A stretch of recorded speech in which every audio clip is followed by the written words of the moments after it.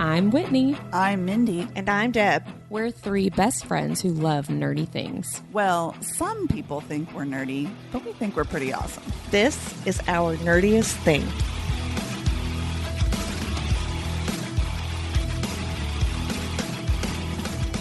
This season, we are discussing A Court of Thorns and Roses and all of Sarah J. Maas's books. We are spoiler friendly, so listen at your own risk.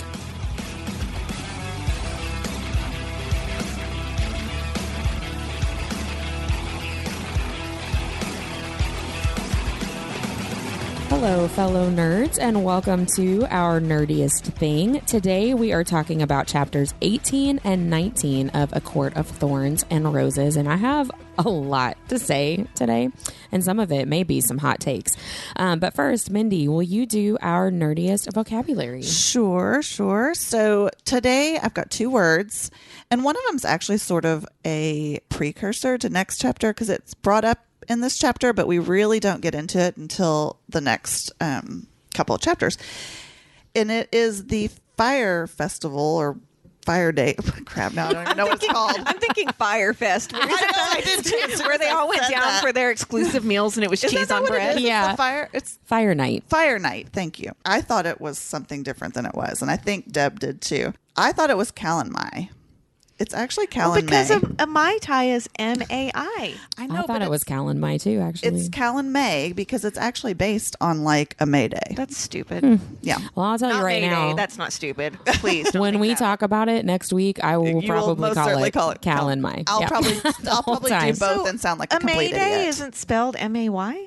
No, it is, but this is like a different language. Like it's an ancient language. It's Faye, Deborah. Sorry. No, but like in real life, there really is Let a me Callan pull out May. my Faye dictionary. I thought you were going to say Faye Dick. Well, no, but one of those too. Why do you guys always get me to talk about dicks in the first 3 minutes? My husband's texting me as he's editing those going, so what act did Jamie do to Claire that you want me to do to you? And I had no idea what he was talking about. So All of them? Well, it was the pricking of our thumbs, the beginning of that episode where he's downtown and doesn't stop. And I had to reiterate to my husband, I was like, we do that. I just wanted you to do it right then. So. Well, let it be known that I started that conversation this time. So the other word is the terrifying figure we meet at the end of the last chapter that we read for this week. And it is, I mean, it's kind of self-explanatory, but it's the adder. And it's just, the wiki says it's just like that adder. I'm glad I've been pronouncing that correctly. Because I mean, in my what head. I too. Yeah. A tour. We were at a bookstore, my daughter and I, and we were talking to this girl. We were like by the book talk table, and someone had picked up Kingdom of Ash, and I was asking her if she had read those books, and she kept calling Manon. That's actually how you say it. No, I can't do it. I was going to say, after you told us that story last week or a couple weeks ago, whenever you told It's us Manon. that. Well, I've been getting TikTok videos of Throne of Glass stuff, and it's like audiobook clips, and the narrator says, well, it Manon. just sounds so pretentious. Yeah. Well, it definitely does. But I will say it's because I am a French nerd because I took French for 7 years. Yeah. And how many times did you flunk it? How many of that Girl, was French I was one? top of my class. I actually took 2 French classes my senior year. So technically I've had 8 French classes. And I started taking in college, but then I was like, fuck this shit. It was boring. That whole book's in French. I don't want to do that. Exactly. But it is a popular French We name. do and that's have how they say listeners it. from France. I don't know if I've told you guys that or yet, but No, it's not that I don't love French. I actually enjoy it, but I'm made 2 of my kids take it so I could help them with it, and I really enjoy it. Okay, this might be my nerdiest thing. I really wanted to help my son with his My French daughter- project this week. It's pretty my great. daughter wanted to take Latin this year, and I was like, no. And she's like, why? I was like, what job application are you going to list that you took Latin Robbie for? took Latin in college because it didn't have a lab hour, and he thought it would be easier. What did you do in Lab. language lab? It was like extra assignments. It was like homework. So why study don't they hour, just call basically. it homework? Yeah. Hey, Just give I'm them going to come in here and dissect a creme brulee. Like, what are they doing? Why do they call it lab? No. So for our French listeners, though, I do think French is a very beautiful language, and Very I love well. it, and Oui, oui. I really enjoy it. But I just was not very good at it once I got into college. So Well, there's that. I'm going to keep calling it Callan Mai. Sorry. Callan Mai. I feel like that's maybe I'm a like word offensive. nerd. I'm a word nerd, and I'm going to call it what it's supposed to be pronounced. So I'm just going to sound like the outsider.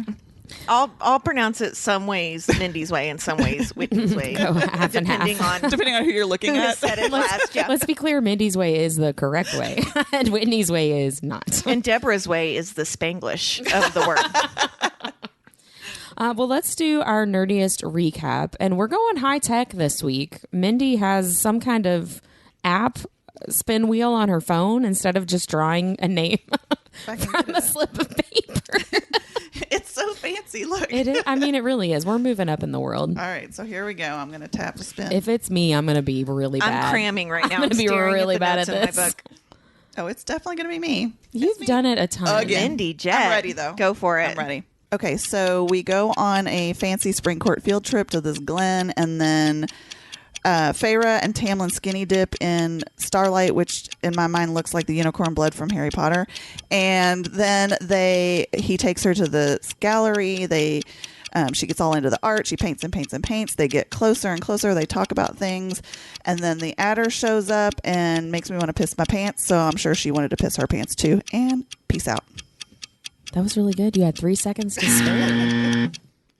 I'm sure I skipped a bajillion things.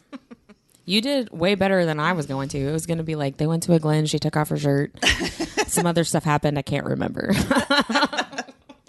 No, it's not nothing else would have happened. You're really good at like description, so you'd have been like, her shirt had ruffles at the bottom with pink top stitching around And the that collar. was all we were going to get. It's like for all the stuff that I remember from all these books, I cannot do the recaps at all. Like I'm not good at that. It's like Deb and I only remember what we just read, so it works for us. But you are remembering like all the Too volumes. much. And then they went to war and they cut off the king of Hybern's head. Yeah. Chapter 20. Well, so let's talk about the Glen, because that I feel like I have a lot to say about the Glen. There was a lot going on with that scene, both the action that was happening, even though it wasn't super action packed. There's a lot going on with what they're thinking and how Feyre is feeling and what like Lucian is doing. I feel like we learn a lot of backstory from all the characters in these chapters. Especially Tamlin. There's some light shed, I feel like, on his character, but also I feel like I have a lot more questions after the scene in the Glen than I actually have answers to. Yeah. I really enjoyed reading this scene because I had remembered the basic gist of like Tamlin brings her to a place that's really important to him, but I had not remembered Lucian being so funny. Like I thought it was genuinely funny how he was like the creepy chaperone. Well, he was very obviously like telling Tamlin what to do. Yes. And I loved how Tamlin's like, would you like to sit with us on this blanket? And she's like, no, I want to feel the grass. And there's like hushed whispers behind, like furiously whispering. And what do I do? Damn it. I know Lucian is like, go sit with her, you idiot. Like, it's just so funny to me. So the part that I thought was really funny was when it said a cork popped, followed by the sounds of Lucian chugging the bottle's contents and chuckling with a murmured brushed. And I said, is Lucian based off of Deborah? That's what I wrote in my book. I I had liked that completely too. forgotten this scene, which is weird. I don't know. See, I remembered like I said, I remembered the gist of it, but I didn't remember some of the specifics at all. Yeah. So Tamlin invites her to go to this Glen, and while they're there, you know, Lucian is very much telling Tamlin, here's how you play this, right? Because we're still operating under Amarantha's curse. And if as a first-time reader, you do not know that. As Feyre, you do not know that. But if you're not a first-time reader, you know Tamlin is trying to break this curse, right? And he needs Feyre to fall in love with him. However, knowing that that's his motivation, I still found Tamlin in this scene in the Glen to be super endearing and really sweet. I did too, and I'm going to call myself out. Mindy told me she was going to be pro Tamlin this episode, and I told her I was going to glare at her a lot. And I did. I will say he is very endearing. And I've said a million times, there's a reason that you do really like him. Yeah. I mean, he is. Like, you know, he's trying hard, and, you know, he just... later isn't his best. Can I point out something before we talk more about Tamlin? Because I'm going to point this out every time I see it now. So whenever at the beginning of the chapter, when they get to the Glen, they talk about how they're at the top of a grassy knoll overlooking a glade of oaks so wide and so high they could have been the pillars and spires of an ancient castle. And I want to point out that this is something that we continue to see in all 3 series of things being shaped as, you know, the castle and these old temples and sanctuaries. And so I just wrote in my book over here, because I think, you know, I'm going to say this every episode. I don't think all 3 worlds are on the same timeline, and I find it really interesting that this has come up more than once, and It's we're interesting. only 20 chapters in. Since you've brought that up, I notice those things much more Me now too. as well. Like it's like, oh yeah, it's almost like I'm trained now to look for that. Well, and I mean, there is the self-fulfilling prophecy, right? Where if you're looking for something, it's probably going to be there. So I mean, Right. Again, because I'm sure Sarah J. Maas listens to this podcast every week. But, you know, at some point, I'm sure I'm going to have to say, yeah, I was looking for something. Or I'm going to say, you know what? You guys should have listened to us way back when, because we knew that was going to happen. Yep. Yeah. I hope you're right, because I really like your theory. I do too. And every time you point something out like that, I'm like, I think she's right, guys. I think she's right. Oh my God. Whitney's never told me one of my theories is right before. It makes sense, though. Okay, so have we talked about on the podcast about your PowerPoint that you did for This is such a great story. So last year, the 3 of us and another one of our friends, Holly, we did a reading party when The War of Two Queens by Jennifer Armentrout came out, and we went to a hotel to read for the weekend.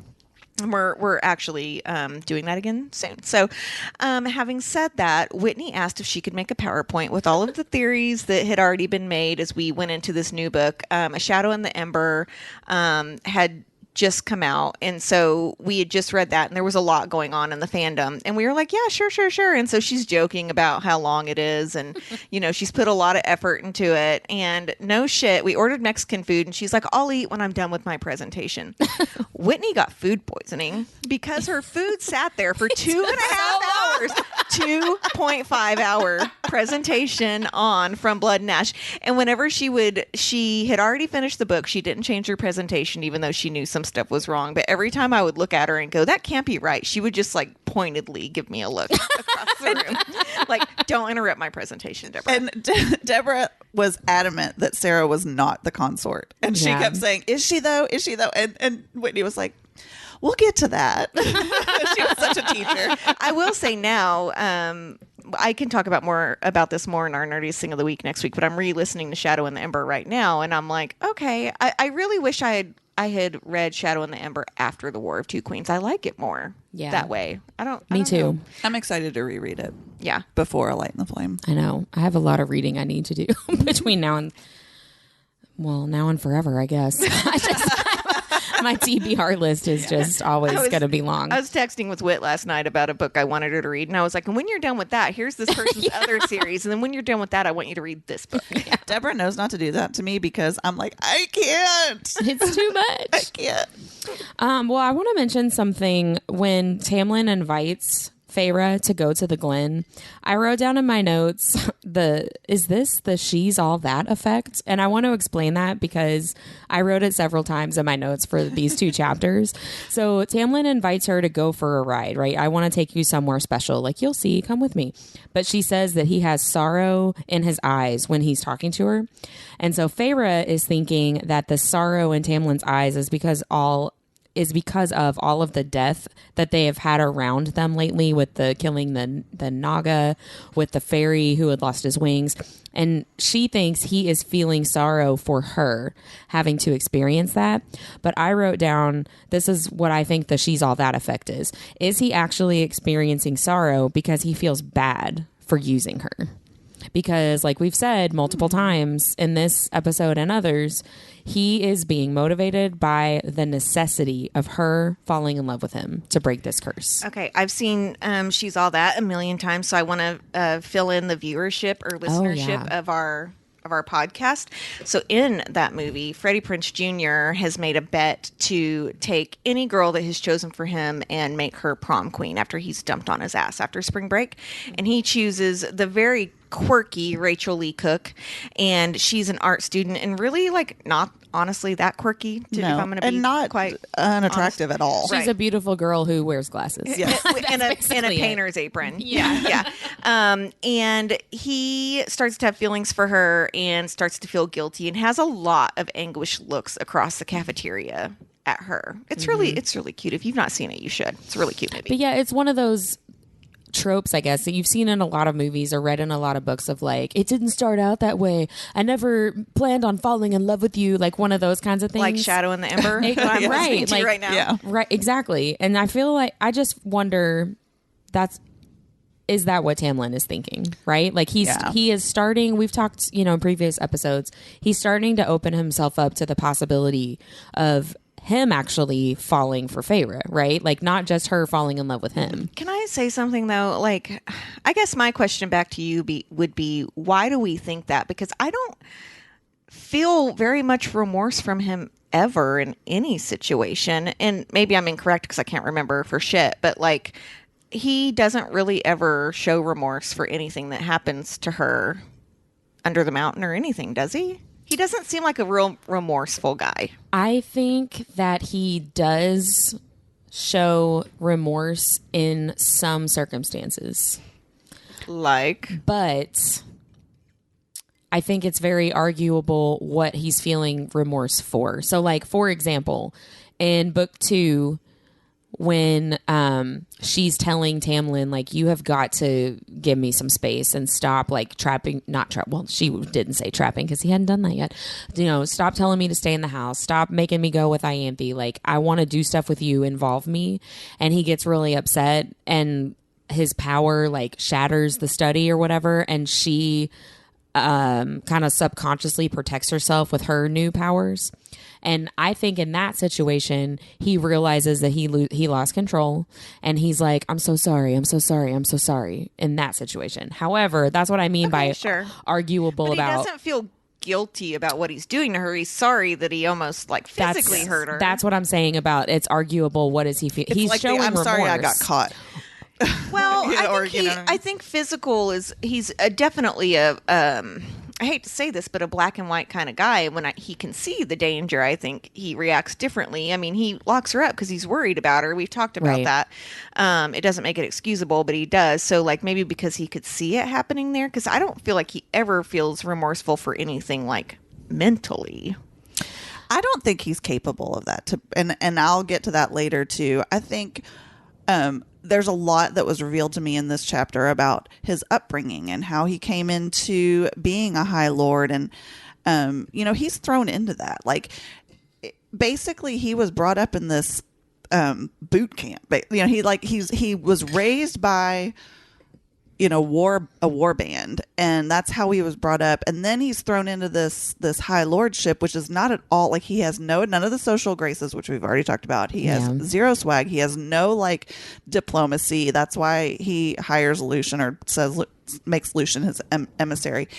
And it's almost like sending like saying when you're thrust into that role, would you send somebody who's trained to be a chef into a surgery room? Like that's sort of like I just don't think he's I really don't think he's capable of people, like that's how he just thinks. He's like, okay, I got to do what I got to do with the best that what I've been given. Okay, that's a good point. I kind of think of Tamlin in the same, I feel like this is going to sound horrible, but it's the truth. I think of Tamlin in the same kind of category as I think about people in the like true crime kind of stories where you learn about the background of some of these people who have done such horrible things. And it's like, well, this this dude didn't even have a chance. Like, no wonder they turned out screwed Right. up. But it doesn't excuse any of the things that they have done. You know what I mean? Exactly. It's Like, you well, can... it's more like, sure, they ended up messed up, but like Right. a lot of people Right. also went through the same thing and aren't messed up. Exactly. But It's you what can you have to understand do about how it. they got there. Exactly. Exactly. Right? That's It's an kind of understanding, not a forgiving. Yes, that's kind of how I view Tamlin. And that's what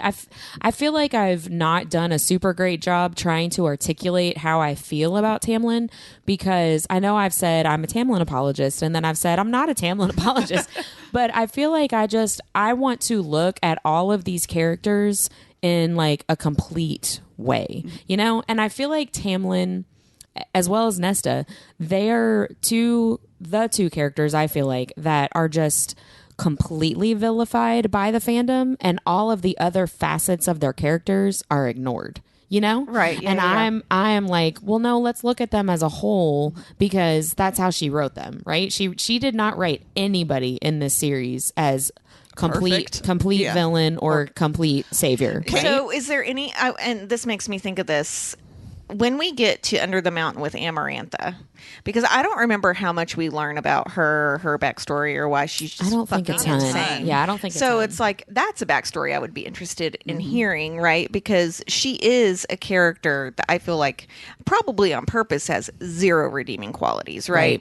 King of Hybern, zero redeeming qualities, because honestly, you don't want redeeming qualities in a villain, Right. Right. Well, maybe But- that's why we don't get their backstory, so that we don't feel that way towards Well, them. sure. And that's, I've said this before. That's why I don't want a redemption arc Yeah. for Tamlin. Like, well, this is what he was feeling at the time, because then it changes the whole way I feel about the series. And see, I don't think he needs a redemption arc, because we get the stuff that we get in book one. Yeah. You know what I mean? It wouldn't Yeah. be horrible to watch him learn how to love someone better than he loved Feyre. That Yes. wouldn't Yes. be I totally agree with horrible, that. right? But like, Yeah. I don't want a revisit of like, this is why he did all the shitty things he Oh, did. no. And I don't think that would happen. I think it's one thing. Growth is different than redemption. You know, redemption, I feel like you're almost forgiving some of the stuff, like the backstory and all that. Growth is taking that backstory and rewriting your narrative, you know, and so, which he didn't. Like we said, other people would take what he was given and do something completely different with it, in a more positive way. Or more negative too. Oh, exactly. But your case in point too is that, everybody, Feyre's beloved, but I'll be honest, when I'm reading these chapters, she's kind of a brat. Like, well, and same with Rhysand, Yeah. right? Like, I mean, obviously he's like a good guy in our story, right? Like, he's Feyre's spoiler alert, he's Feyre's mate. he saves her in a lot of ways, but there's also, I feel like, a very small percentage of the fandom who are like, can we talk about Under the Mountain for a second? And he does some really messed up stuff, of which I actually noted a couple of things, and we can talk about it when we get there in these chapters of like, is this really different than if there's what something Rhys to be did? said for intention, Right. Yeah. But yeah. I mean, yeah, you're right. And I'm excited to get to Under the Mountain. And actually, in the show notes for this week, I wrote to Whitney, I'm like, I don't have a particular topic because where is Rhysand? God, I know, this right? is taking Like- forever. But I mean, I'm really, really enjoying doing this deep dive because I have never really paid that much attention to these beginning chapters. And I Right. hate to say that as someone who's a fan, but I want to talk more about that as we get to it, because I mean, Rhys does some super messed Right. up stuff.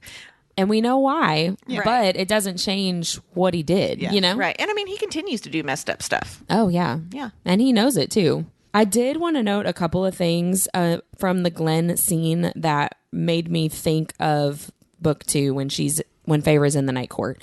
So first of all, when they get to the Glen and she looks around and sees where they've taken her, she says that it's the most beautiful place that she'd been to, which is exactly what she says when she goes to Valaris in book 2. She says it's the most beautiful place that she's ever seen, much like how we're going to see next week. She says Rhysand is the most beautiful man she's ever seen.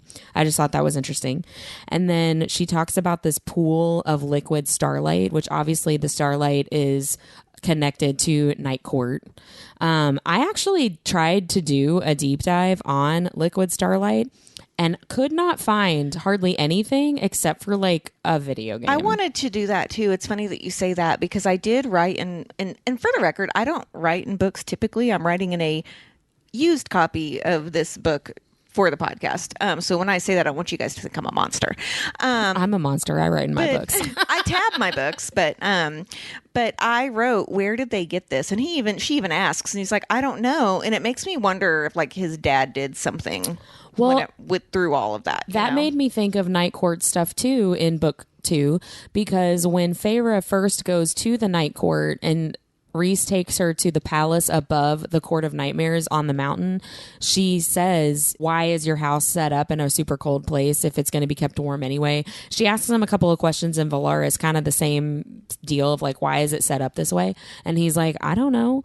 Somebody else did it a long time ago. I didn't ask nobody told me why. And it made me think the same kind of question for Tamlin of like, how many High Lords have these weird like mysteries in all of their court? Like, do they all have these weird things in their court where they're like, I have no idea what that thing's about? Expansive land, right? It's like almost like I know there's an addition on my house. I'm like, I don't know, it's just there. It's kind of cool. We're sitting in it right now for the record. It didn't ask anybody. There's not something supernatural in it though. If that was the case, I might be like, I think I'm going to look at the deed. I want to know of the house, maybe some architectural plans, and find out what happened here. I kind of want to go back to when she's looking out at the Glen. Something that like really struck me. She says it wasn't simply that it was the most beautiful place I had ever been to, or that it filled me with both longing and mirth, but it just seemed right. And it just struck me because why does the Spring Court feel right to her? And I'm like, is Tamlin's not Mr. Right. We know that, but is he Mr. Right now? Or is it because that Starlight pool is making her feel that way? I would love to see that it's like a portal or something like that. Yeah. Like, wouldn't that be really that would fun? be super cool. Well, I remember reading this for the first time and thinking that the Starlight pool was super weird. And then when they're like, let's go swim, I thought something like that was going to happen. Well, and it is... Again, knowing this author, it is a very random thing. It is. Yeah. So, but see, that's why I thought because at this point she wants you to think that Tamlin is Mr. Right and that this is where she belongs. And and at this point, if you're the first time reader, you're rooting for this to happen. You want her to feel right there. But then when you think about what's right next to that, like then they literally go over to the Starlight and you're like, oh, and so it's almost like it's like the red herring, like the trick. Right. Well, and I want to point out, too, my daughter's reading the Throne of Glass series right now, and she read Assassin's Blade first, and she was like, so, like, none of these characters are in the next book. Like, what's going on? And I'm like, would you just keep reading with me? Just keep reading. Keep reading. And, there's been things I've been asking her about because she said that, like, Arobin was back all of a sudden. And I was like, well, see, that part with him was very, very important. Yeah. And he needed to be hated for you to understand this part, right?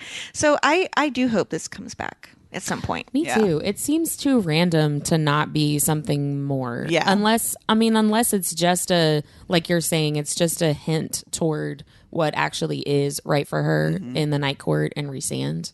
But it just seems. But I feel like she would have revisited that already if that's what it was. Yeah. I mean, I don't know how many books are between Assassin's Blade and like Heir of Fire. 5? That's true.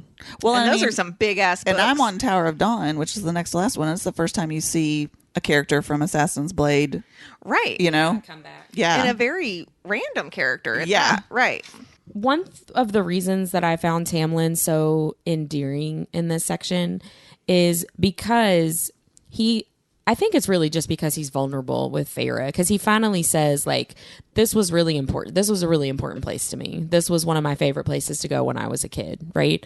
And it's like, I think that's really the only time that we see Tamlin be vulnerable in any way like that. Does it make you wonder, knowing what we just talked about, if he and Rhysand would have been close if they hadn't hated each other first? Because they both definitely have like swagger, right? Like they're both like Tamlin get shit doesn't done. have swagger. No, I mean in terms of like getting stuff done. Well, yeah, right, and like the arrogance of like their court. But I guess probably all of them do. But having said that, would they? It's almost like I'm like a Cancer Leo, like on the line, and I don't necessarily like people from the same astrological sign because I'm a little intense, I've been told, and I mean they're both really intense, so they either would have been like best buddies or they would have still hated each other. Well, they were friends. Thank you, Whitney, who remembers everything. But cannot do remember the 30-second They recap. were- Fill us in, please. Yeah, they were friends. I don't know how long the friendship lasted, but in book 2, when Rhys is explaining like basically his life story to Feyre, he says, I felt for Tamlin because he was from a horrible family and his brothers were like worse than Lucian's brothers, and he kind of seemed like an outsider, so I reached out to him and like we were friends, and I taught him some Illyrian fighting stuff and we like hung out, whatever. But the friendship ended when Tamlin told his family, Rhys told me that his mom and his sister and Rhys are going to be at this place at this time, and they were going to go because kill. he sold him out. Right. Yeah. They were going to go kill Did he Rhys. sell him out on accident, though, or on purpose? We don't know. Okay. We've only heard that story from Rhysand's point of view. We've never seen anybody ask Tamlin about it. So Rhys says that Tamlin's dad was threatened by Rhys, by Tamlin separately, but also by their friendship together. And so he was trying to go after Rhysand. Well, and knowing how... it sounds like Tamlin's dad had a very low self-esteem and was very easily... what's the word I'm looking for? He felt challenged very easily. Yeah. And I wonder if the power of Tamlin and Rhysand together made his dad feel incompetent. So It he's did. like, well, Yeah. I'll just fix this real quick. Rhysand basically says like Tamlin's dad was afraid that we were more powerful than he was because we were. Yeah. Like he had this fear. It's like he didn't want to admit the reality of what he was seeing, but he was still afraid of what he was seeing, you know? So Tamlin told them where Rhys and his parents or his mom and sister were going to be. But at the last minute, Rhysand changed his plans and didn't go meet them. So Tamlin and his family went, found Rhysand wasn't there, and killed his mom and sister instead of killing him. And that's how this whole like friendship ended. That's why they hate each other, really. Feyre made it worse. Feyre is not why they hate each other. Oh, right. You I know? knew that, but like, yeah, Yeah. it definitely isn't helping things. No, no, but we don't know if Rhysand says it like, as far as he's concerned, Tamlin told them on purpose because his dad and I guess his brothers wanted to attack Rhysand, and Tamlin wasn't strong enough to stand up to them. That's basically what Rhys says. It tracks. Yeah. Well, I mean, you know what they say. There's like two 1 sides of the million story. sides to There's every 3 story. sides to every story. There's like his side, her side, and the what's truth the or truth, whatever. yeah. So, I mean, that's what he says. Yeah. Speaking of vulnerability, I loved what we learned about Lucian in this chapter. Yeah. And Sweet really baby loved, Lucy. I know, but really loved, I underlined something that said he had a habit of being with females who were a far cry from the nobility of the Autumn Court. And I wrote in my margins, I wrote, Lucian, you scoundrel. Because I can't imagine Lucian just like going around like just fucking everybody. Like I just can't. Like, and if that's what he was known for, you know what I Yeah. mean? He was getting around with some peasants. Well, and the high fae see it as like he's slumming, you know? Right. Like, yeah. I wrote down with that whole conversation about Lucian and Lucian's story, Tamlin made it sound like, the way that he said it, it made it sound like Lucian's presence in the Spring Court was more political. Like, he was in my land, so his family trespassed in my land, so I had every right Yeah. to defend He against didn't them, say whatever. like, "Oh, I was helping him." I read it. felt for him. It was Right. like, I did what I had to do because He was my it best was friend, my so land. yeah. I read it as, we were kind of buddies and they trespassed on my land and I knew they were going to fuck him up. So sorry, they were on my land. Like I took it Yeah. completely Well, I differently. definitely think there was a connection there already. But Sure. but what Whitney's saying is that when he's describing it, he's not describing it as like a buddy story. Like it's not a Right. it's like we were two best friends that were like getting away from things and it was an adventure. It's more like, well, I had to do it because they were on my land and That's just how it's done. that's how it is. Yeah. Yeah. And again, that goes back to the point where I don't think he's capable of that kind of relationship. I would like to, I've said it before, I'll say it again. I would love to get more information about Tamlin and Lucian's friendship. Yeah. Because we find out in Silver Flames, which is book 5, that Eris, Lucian's older brother, told Tamlin, take him and go to Springcourt. You know, my brothers are after him, which means that Tamlin and Lucian had to have had a close enough relationship at that point, or Eris and Tamlin had to have a close enough relationship at that point for Eris to be able to say that and trust that he would do it, right? Do you think, and I think this is in book 2, but Whitney, I'm sure you can tell me, whenever they have Feyre and Lucian is still hunting for her and she is running across like the winter wasteland and his brothers show up, one of them is Eris, right? Yes. Book 3, they're I think Eris is the only brother that's ever named. I think the reason I'm asking that is because like people think that Eris also kind of has this redemption story that no one knows, but at the same time he's telling them to like kill everybody, right? Well, so in that book 3, they're in the winter court and they're on the ice, and Eris is the one who is using his like autumn court firepower to melt the ice to like trap them. And he's also the one that grabs Feyre by her hair and like drags her across the ground and uses his fire to gag her, handcuff her, maybe both. Whitney looks very excited.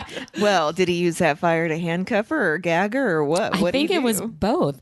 But I remember being not weirded out, but like confused by these comments that you're referring to from Silver Flames of like, there's definitely a lot more to him that we don't know yet. Well, because he says like, you don't know the whole story about Morrigan. Right? Like, you know, and I feel like he's going to be the one that gets the backstory probably out of, you know, all of these kind of side characters. And because he's very heavily mixed into that inner circle, right? Like he knows Tamlin, he knows Rhys, he has a relationship with Morrigan, he has a relationship with Lucian, obviously. His dad's this like asshole motherfucker. There was a lot of foundation laid for an Eris POV, basically. Definitely. And you know, there's some theories going around that he's Azriel's mate. I've seen that. I disagree. I mean, I might disagree, but I'm kind of for them at least trying. Sarah J. Maas writing about it for a couple of chapters. You know, I think it could be interesting. Like, what if Eris is gay and like he does come on to Az and Az is, you know, gonna be a little queer for a little bit? That would be fun. I personally think that Eris and Mor are mates, and that's the like you don't understand that he's talking about in Silver Flames. And I think that she's using. Well, that means he could also be gay. I mean, maybe yeah, they he could both be. Are. Yeah, you know, he could be. But I think that is a couple, if not the couple, that Sarah Maas is gonna write about, like rejecting the mating bond. You know what I mean? Okay. So why do you think Morrigan's bi? I don't know. I guess I just thought that she had originally had said that, like that she prefers women. She does, but that she'll also sleep with guys. Well, she's only slept with one guy, right? No, I think she slept with a lot of. Okay, so this is me reading into it. Not necessarily a lot. I think she has slept with more than one guy. I think when in book 3, when Mor is telling Feyre, I'm just laughing at myself because I'm like, yes, I do know this. I remember when she's telling Feyre that she is gay, basically, that she prefers women. It's really telling Feyre why she won't be in a relationship with Azriel, right? And she says at one point, I think it confuses him when I bring home a guy. Because I think Feyre had asked, like, do you think he knows that you prefer women? And she's like, I don't know, because I think I confuse him because I bring home guys sometimes. And to like drive the point home, you know? Helion have a little, they have sleep a together. little tryst. Yeah, that's true I too. felt like she pretty much said she was doing that to kind of pull the wool over everyone's eyes. It's for Azriel, I think. Yeah. Maybe to pull the wool over everybody else's eyes, but it's she basically says to Feyre, like, so she would rather be with a woman, but she would sleep with a man. She would rather be That's with how I a read woman, but she doesn't want to be open about it. Well, because she talks about like the time with Helion like not being enjoyable. Right. At Well, Feyre says, we heard them last night, but she does not look like in the morning, like she does not look satisfied. Mindy taught me a new term last year called FF. Do you know what?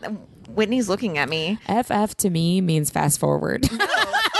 Well, that like on your VCR. for those of you that don't know, FF means freshly fucked, which apparently like- Morgan looked not freshly fucked. Not FF. Right. Yeah. Like- Why am I the only one?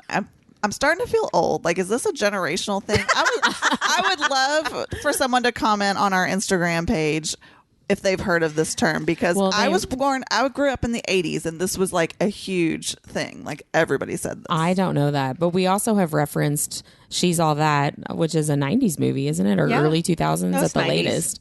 And I just referenced VCRs. So we have a lot of generational least divides going on. 1999. I know, right? Oh, my in-laws do still have a VCR though. I don't think they use it. I will say our last girls trip, we went up to a cabin that had a VCR yeah. and That's we true. watched a movie on we it. used the VCR, and we knew how to use the VCR too. We sure did. One of the things I wrote down that makes me laugh right now, it says, I wrote down, Tamlin finds talking to people difficult. Why is he like this? Oh man. The next thing I wrote down was like, what did his family do to him? And that was something that I thought about too when he's talking about the Glen being a favorite place of his as a kid. I wrote down like, what was he hiding from? What was he escaping What was from? he escaping? Yeah. If he spent all this time out in the Glen, like what was going on back home that he ran out to be by But himself? can I also say, what two masochists are they when he says, they say drinking from this and you'll be happy until your last breath? I would have been drinking that Right, I shit would have been, down. like, gulping. Neither of them. Feyre won't even put her face near the water. I'm like, drink it. know. Just Yeah. drink it. I thought God. that was weird. Because you know what? You're going to be happy in your happiest moment. So maybe you would have gotten to resand faster. I don't know. But like, how come you guys are not in there like gulping this down? I wonder if in this world that Sarah Maas has created, like in her head, if you actually did drink it, like something horrible would happen. You know what I mean? And Yeah. like Well, if it's yeah. going to come back up later. Right. If I don't, but I thought that was really weird. I mean, the whole Starlight pool was weird in general, but that specific conversation was weird. Right. To not do something with it. Right. Yeah. Like Right. why I would bring have that at least up? like put my tongue on it or Yeah, something. like take a little like, and I Ask don't, Lucian to I do mean, it. I don't See know what about you happens. guys, but I've never swam anywhere and not gotten water in my nose or in my mouth. Yeah. ever. for sure. Yeah. Right. But I also really love to swim, and I'm like under the water singing like the Little Mermaid with my kids. I wasn't going to do it. Thank you. You're welcome. But yeah, that drinking Starlight thing, I was like, maybe this is based on like folklore or whatever. And maybe it still is. But I searched for like 30 minutes and then gave up because I could not find any reputable anything about Starlight, about drinking Starlight. I tried to Google it in multiple different ways, wordings, but it kept bringing me to some video game. That's because it's actually unicorn blood from Harry Potter. Right? Like, I was like, where did she get this from? Like, what? It's got to be out there somewhere. I'm sure it is, unless she just created that in her own head. But it kept telling me about this video game that I don't even know what it was called. Like, you could use Starlight in the video game to like heal your character or avatar or whatever. And it was weird. The fairies use Starlight in The Legend of Zelda. See, I don't know that game. That's my nerdiest thing of my 40 years. I loved Legend of Zelda. Love it. I'm telling you, my notes are so like, I don't know what kind of mood I was in when I wrote this. Feyre calls Tamlin the High Lord of Foolery because she thinks that he's like messing with her. Yeah. And I said, nothing less true has ever been said. Because like I said, this is one of the only times that we see Tamlin like this, right? Like vulnerable, playful, endearing, and super charming. Like, I mean, I know that he does stuff that Feyre really is into later on, but for me as a reader, this is one of the only times that he comes off so sweet. But for also, me, you know, also makes her feel pretty too, because there's a part where it says, slowly, so slowly, his eyes roved down and then up, and I could have sworn the gleam in his eyes turned feral and hungry. And then she says Tamlin's glorious body. So it's kind of like you could see them getting closer as you're reading it, but it's the first time they both, like, there was like a level of attraction. And I wrote that that's the first time that we've seen either of them really loosen up at all. That's true. Yeah. You know? Well, and we know that Feyre says about herself, I've never been lovely a day in my life. And just a few chapters later, she's seeing like, oh, he's attracted to me. So like her confidence level is growing, like you're saying. But I think this is the part where Mindy's going to say she turns into a brat, because I think I know what you're talking about, because she starts to feel better about things and essentially starts to blame him for it, Yes. right? Yeah. Yes. Well, no, that's true. I also wrote down when she talks about Tamlin's glorious body, I said underpants time. Tamlin's glorious body. Ew. But one thing, this Why is did you Do we write think ew? Tamlin writes? Do we think Tamlin wears Tamlin. boxers or briefs? I don't think any of them wear underwear. I don't think they have anything I mean, going if on. wear underwear at all. if you're lacing up your pants, I feel like unless you're wearing tidy whities, that shit's getting in the way. See, I Right? feel like Yeah, that's probably Tamlin, true. if he were to wear underwear, would definitely be tidy whities. Oh, I don't. Superhero. No, here yeah. Underoos. So here's my thing. Here's where my mind goes. After our nerdiest cocktail, a couple of those tonight. If they're, these guys are not trimming the hedges. If you get my drift. So if True. they're not wearing underwear, it's a lot. It's a lot easier to lace up over underwear than it is a fuzzy forest. I would just like to know that for my mom, who's probably listening, I'm embarrassed by this conversation, Mom. For all of our friends listening, no one's that shocked. Mrs. just joking. Mrs. Landway, I'm still an amazing friend to your daughter, and I make her laugh on a day-to-day basis. But you knew what you were getting into. I did write down a deeper question than just underpants time. I said, Tamlin's checking her out, right? But I don't think she's been in the spring court for that long at this point. I'm fuzzy on the timeline here. I'm but feeling like a few weeks, maybe. Yeah. maybe 3 weeks. And I wrote down, what does Tamlin see in Feyre's, what I assume is a gaunt frame still, because she was literally starving to death when she got there, right? Versus, what does Tamlin see versus what Rhysand sees when he picks her up from spring court and sees how thin she is, and we know that he's so worried about her, right? Like, I just wonder, what does she look like in those two different areas of her or times of her life, and what do they see? I really think of Tamlin as finding beauty in more of a Victorian point of view of like beauty standards of like women are waifish and they're pale and they are to cover their body and they are to be meek and modest and do all of these things, and so that might be very attractive for him because and I mean he even says later there are no high ladies, right, of any of these courts. So like a woman is to be subservient and to be in her place, whereas Rhysand wants a fighter. So having a gaunt, starved mate is not very attractive to him. Rhysand understands that her losing weight is correlated to her state of mind, right? Right. And so when she is not doing well, she is not eating. Yeah. And so it's for him more like, we've got to get you to just a level where you're okay again, where I could relate to Feyre more if she was a comfort eater. right. I've never. I know. I've never been stressed out and been like, I lost 5 pounds this week. I know. Great. That's like a depression symptom that I did not get. I know. I've got all the other bummer ones for me. But I just thought that was an interesting thing for me to think about, because it's almost like lust versus concern with Tamlin versus Rhysand, and the like what they see and how they respond to it. But I also don't know in Sarah Mass's mind of like what Feyre really looks like in this Glen scene versus what she looks like when Rhysand is worried about her, When you love someone in the way that you want them to be their best selves, right? If my spouse wasn't eating and, looked tired and was doing all of that, I would not find that very attractive because they're not their best selves, right?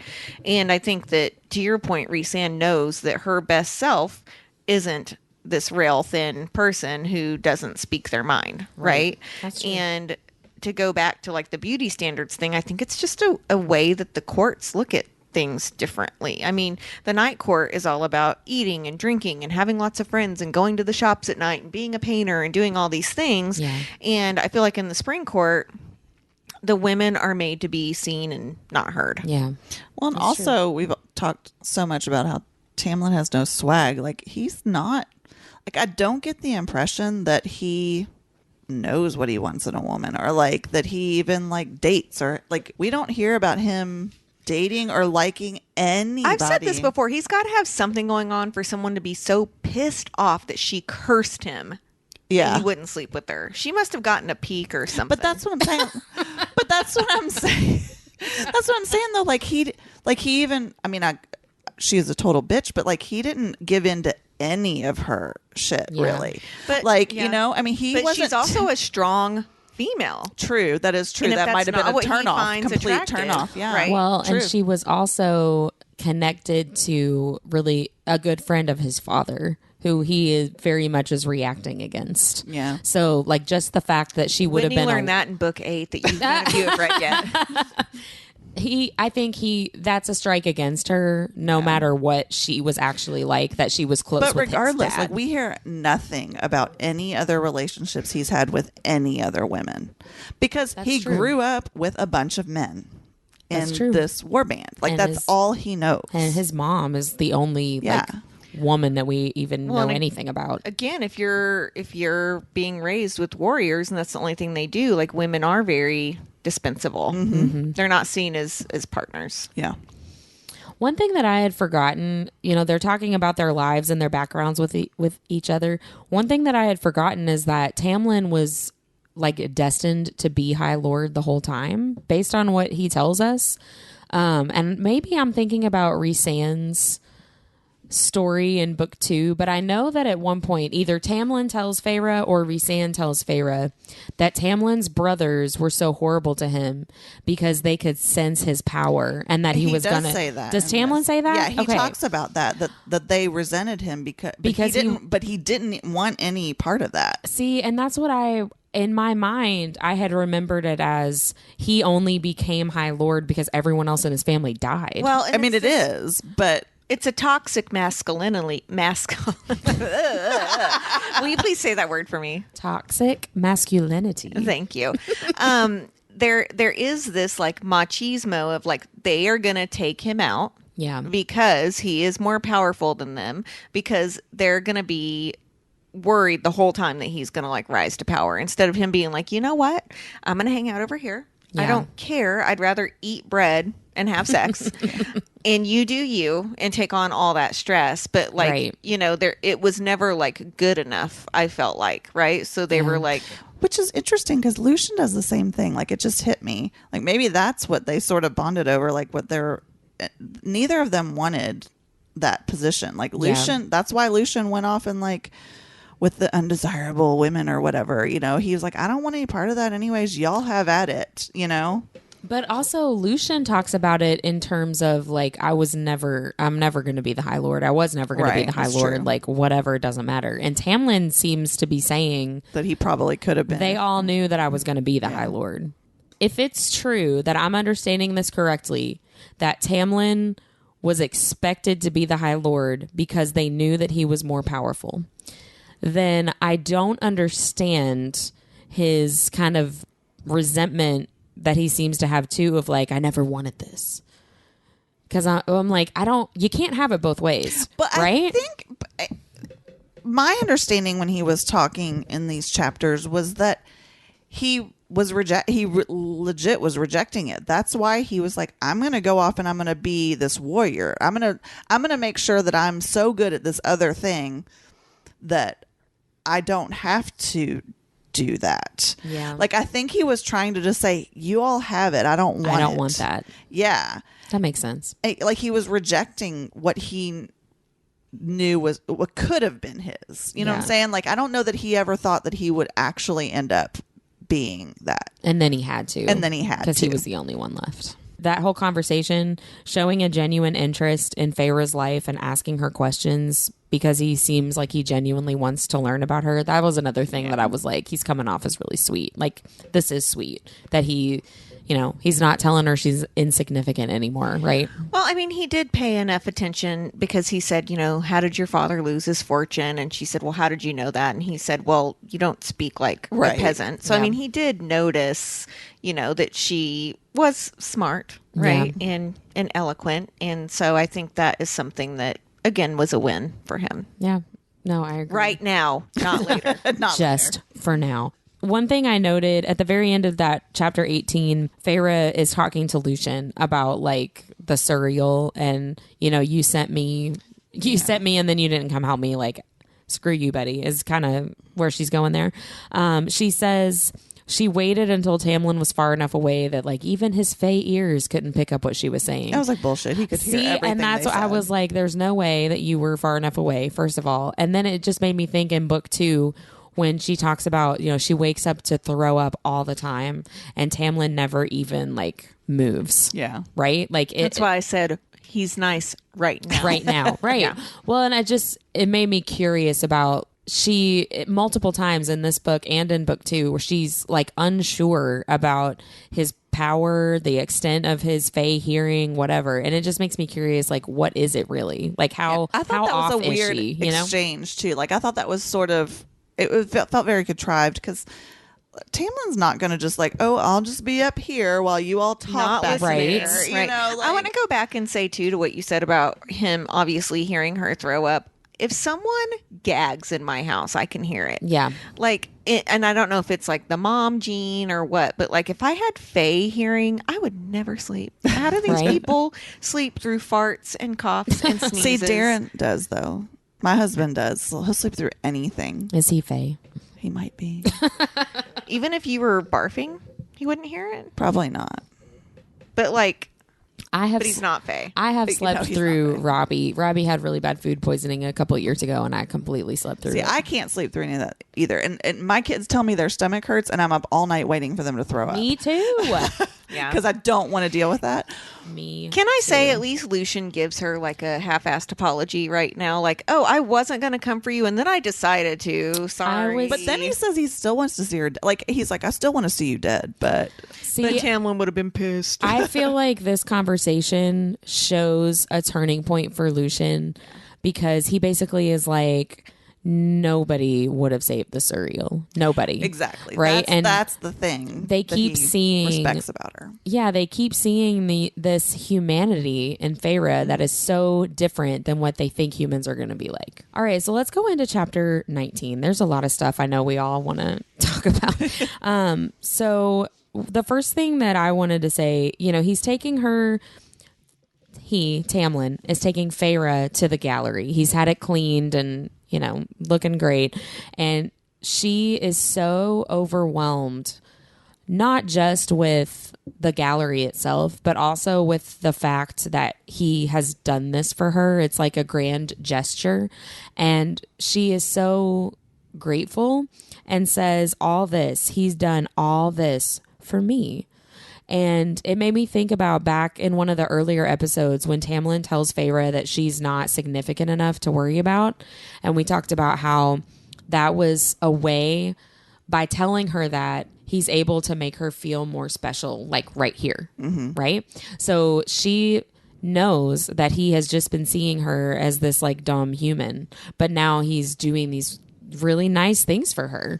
And it made me sad, honestly. Like, it made me sad for her to feel like, wow, he did something nice for me. Well, and like, I think that's the bare minimum, right? Right, it is. And I think why, if you've read all of these books already, you know that the bare minimum goes away really fast. Like, you know, as soon as true. he's displeased, Yeah. these things go away. But I also think that like that wasn't like he had no idea how she was gonna. He was shocked by like how speechless she was. But you don't realize now until she hits that how starved she was for art in her life. I Yeah. don't think she even realized how starved she was for art. And, she spends hours in there. Yeah. I don't think Tamlin knew that was gonna. I don't even think Tamlin thought he was doing anything super special. Like, I think he was just like, oh, she likes art, let me show you the gallery, because he doesn't give a fuck about it. Like, well, he cared enough and knew enough to have it like cleaned, right? He wouldn't let her in there until it was cleaned and looking like spick and span. I felt like that was more about like appearances. Oh, like his own court. Kinda. Right. Yeah, I can see that. I mean, it's just like I wouldn't let anyone that I didn't know super well up in my studio if it wasn't spotless. Yeah, you know what I mean? That's true. Like that, I don't know if that was for her. Yeah, it may not have been. That's the true. art still looks the same when there's dust bunnies in the corner. But I mean, I see what you're saying for sure. Like that was definitely like a bare minimum gesture. But I honestly, again, I forget how awkward Tamlin really is when it comes to girls. Like I truly don't think he knows what he's doing unless Lucian tells him to. He tells him what to do, how to woo. That's true. Or, it's something like this that's sort of in my opinion, kind of an accident that it was. To her, it's a grand gesture. To him, he had no idea what that meant to her until she was in there. Dumb luck a little bit. Yeah. Well, I do want to point out, much to your point a few minutes ago, Whitney, when you were talking about how Tamlin could obviously probably hear her throwing up and stuff in the next book. She talks about how she's still plagued by these dreams that she is having where there's she's dreaming about the deaths she's witnessed, the deaths that she's caused, and the horrible pale woman ripping me to shreds, all watched over by a shadow I could never quite glimpse. So she's having nightmares all the time. And, we've talked before about how we think it might be dreams of what Rhysand is seeing. And, it's really, really scary. And no one in that court, and I mean, take Tamlin out of the picture. You've still got Lucian and a whole house of people that are not asking her if she's okay. Yep. Yeah. No one is ever stepping back and saying, maybe we should check on her. Maybe someone should sleep next door or stay up late with her one night if it seems like she's not going to be able to sleep. You know what I mean? Because, and that's the thing about depression, why it feels so lonely, is people don't know how to relate to you and don't know how to ask, right? But there were probably 50 people around. Hopefully one out of 50. Like, I'm surprised Alice, because Alice got all offended when Feyre was like, you don't understand. And she's like, don't tell me I don't understand. I've got family. I know, like she got all offended about that. If she really understood, why isn't she helping a little more? Like, I don't know. I just feel like Alice has been pretty absent. But to your point too about the dreams, I wanted to point out, because this really stood out to me about the shadow, because I missed the episode where she had the one dream about Andrus, and I had gone into a little bit about like dream interpretation, what it means in a dream when a stranger is stalking you or when there's a shadow there. And it just, in actuality, it means certain troubles are haunting you, or it could foretell persisting troubles and misfortunes. But then when I see it in this, because there's a shadow in that dream too with Andrus. That's why I looked that up, and that's the only reason I remembered it. So I'm wondering if that's Rhys watching her through the mating, watching her dreams through the bond. That's interesting. That is interesting. I like that. Because he still doesn't know technically who she is until he sees her, right? Right. And it's described as this shadow. It's described as this shadow watching her. And that's why I looked up like stalking, because I thought it was like a stalker. And it didn't occur to me even then, knowing what I knew, that it might just be Rhys watching through their bond, and she's seeing it as a shadow. But then I'm still confused as to why she's dreaming about Amarantha without knowing anything about Amarantha. Well, but maybe that's what he's also seeing, is what I'm saying. Like, he's watching like they're it. Both connected. She's almost in the middle of it. Like, she's like stuck in the middle of this. He's watching whatever's going on with Amarantha killing people or whatever, and she's sort of in the front there, and then he's that shadow in the back. I don't know. I just thought that was interesting that, again, Sarah J. Maas doesn't do anything on accident, and there's a shadow in both those dreams. So I'm going to be looking, and every time she dreams, that there's a shadow in there. I don't remember. Old temples, you're looking for shadows. What are you looking for, Whit? I'm always looking for connections to the Night Court, I guess. But I don't remember the shadow in the first dream. That's really interesting. I'll have to go back and read that again, because I will. I'd like to point out that in episode 8 of our podcast, there was something that Whitney did not remember. This one? Yeah. I was like, what was it? Like, wait, what? So one thing that I noted about the gallery, and I guess I just now thought of an explanation for the question that I had. But Tamlin just like leaves her in there. He's like, well, I'm going to leave you to it. And then he just goes, which while I was reading it, I was like, what are you doing? Which I guess it's back to his awkwardness. Is someone that appreciates art, though? Well, yeah, that's true. Yeah, let me have my moment. I don't want someone that doesn't appreciate art in there with me, because she talks about spending the whole day in there. Yeah. And when I went to the Met a couple of years ago, I spent 8 hours on one floor. Oh, wow. One. So, like, I was kind of relieved that he left her, instead of being like, well, look at the brush strokes here. Yeah, And give she's her like a that. weird She's tour. like, that's printmaking. Like, you know, so I understand why he left. He doesn't know what to talk about in there. Yeah. Well, and shortly before he leaves her in there, he says, like, I didn't realize humans were capable of, I'm assuming what he means is like the level of emotion that she's having, which I wonder if he was having like an existential crisis. I'm going to help you know existential. Thank you. What did I say? Existential. They went extinct during their Did they existentialism. maybe they did go extinct. I don't know. Sorry. Thank you.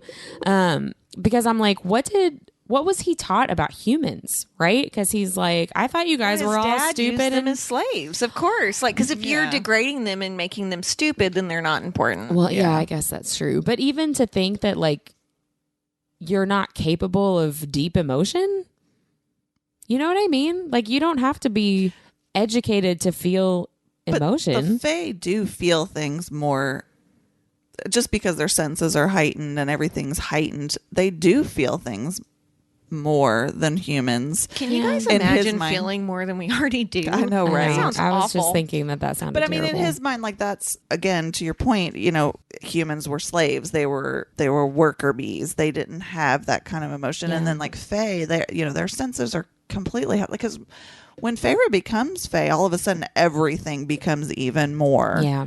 you know, heightened. And so she doesn't even realize that. So, I mean, there's that, again, that gap of they don't really know anything about the other's lifestyle. Yeah, that just made me think. It made me giggle while you were talking. It made me think of when Nesta and Elaine get changed into Fae, and Elaine is like, "Will I hear the earthworms crawling through the dirt?" I saw You fucking creep. I saw a meme one time that was like that whole line that Elaine's like, "Will I hear this? Will I see the Firebird?" And it's Julia Louis-Dreyfus going, "Oh, what the fuck." It made me laugh and giggle while you were talking. Sorry, I wasn't laughing at you. Spoiler alert, Elaine gets weird. Yeah, I know, right? She does not handle it. I mean, no one handles it well, but No, she definitely does not handle it well. So basically, we transition out of the gallery into Feyre saying, I stopped being scared. I was painting all the time, which I wrote like with a little heart, like her small wild dream come true, right? Like that's all she wanted, is just to be able to be safe enough and comfortable enough to paint. And she gets to do that. So she basically starts to get angry at Tamlin as she's realizing, like, Let's hang on before we get to that. There's that line. She's already starting to like feel a little something for Tamlin, because before all this happens, she talks about when he gets called away to the borders. She's like, even painting couldn't distract me until he returned. His safe return was enough. Like, she's already worrying about him. I She's wrote that already down, like too. putting herself out there. Of course, that's sort of like, you think about, she's worried about other people all her life. It sort of falls into her little pattern. So she starts doing this. She starts like getting more involved and getting more into, you know, worrying about him and getting into what his life's about and that kind of stuff. And then, Well, I want to say too, I said this before we turned on the mic tonight, but when he does come back and, you know, she says that, you know, all of my self-pity must seem absurd. And he said, if it grieves you, I don't think it's absurd at all. And it talks about how he kisses her palms. It says, he kissed it carefully in a way that made heat begin pounding in my core between my legs, which makes me think, dear God, what did he do to her palms? Or how bad was Isaac in bed? Yeah. Like seriously? Yeah. Because he wasn't doing it if for her. someone was kissing my palms, I'd be like, what are you, like, you know, I have a vagina, right? It's there. What Honestly, are you doing? I think that it's just the fact that somebody is making her feel special, because even like with Isaac, you know, she was very clear they were not in a relationship. Well, and he was engaged and they were still having like, sex, right? It was not about Feyre being special. It was not about Isaac being special. There was no like romance. There was no there was no wooing going on there. Well, she said most of the time they never even spoke. Right. Yeah. And this Isaac is the only experience that she has, right? So Tamlin is now the first person that is trying to woo her. Which is, like, to your point, like, man, that must have been really bad, because Tamlin with no swag, like, total weirdo, I'm like, did he is lick turning your her ball? on. Like, what did Well, but he's also like really hot. I'm like, true. Did true. he suck on your finger? Because at least that. Maybe he like, did. I mean, he kissed her palm, but I'm like, maybe if he like, you know. I mean, please don't suck my fingers, editor of our podcast. But like, did he do something more that she doesn't want to kiss and tell? Because if that's all it takes, I mean, I feel like that's all it takes That's all at it this takes. point At in this her point, life. yeah. Like, that's all she needs. But you even know, before that happens, like, she's starting to like sort of have these feelings for them. But I mean, I wrote down Feyre is insufferable. Like, she gets cranky when she realizes that she's forgetting about her family, and that like her family's probably forgotten about her, which I might point out she wanted in the first place. She didn't want that responsibility anyways. And she complained about it all the time. But now that it's not there, she's like, oh, they forgot about me. And then she blames it on Tamlin because he, quote, let her do that. Like, first of all, Tamlin doesn't know what the fuck he's doing anyways. So, but to her, he let her. And it just kind of reminded me of those old, honestly, I think they were Vines or memes or whatever, where this is why my 2-year-old is crying. Like, Feyre, chill out. Like, the quote I wrote down is, I'd let him erase me. He'd offered me paints and the space and time to practice. He'd shown me pools of starlight. He'd saved my life like some kind of feral knight in a legend, and I'd gulped it down like fairy wine. I was no better than those zealot children of the blessed. And I said, the nerve of Tamlin saving you. What an asshole for giving you things. And then the difference between her and the children of the blessed is the children of the blessed didn't know anything about the truth, and Feyre does. Can I say though, I thought that was kind of unfair of her to say. It sounds like she's going through the stages of grief to me. There used to be 5 stages of grief. Now there's 7 apparently, which I didn't know. I didn't know that. So I'm glad we can spend more time in stages of grief. I know. I thought you were going to say, I'm glad we can spend more time on this, Deborah. No. Sorry. That would be horrible. It would. That's why I looked at you so shocked. So 7 stages of grief instead of 5 are shock, denial, anger, bargaining, depression, testing, and acceptance. Because I think when you're grieving something, right, you have to go through it.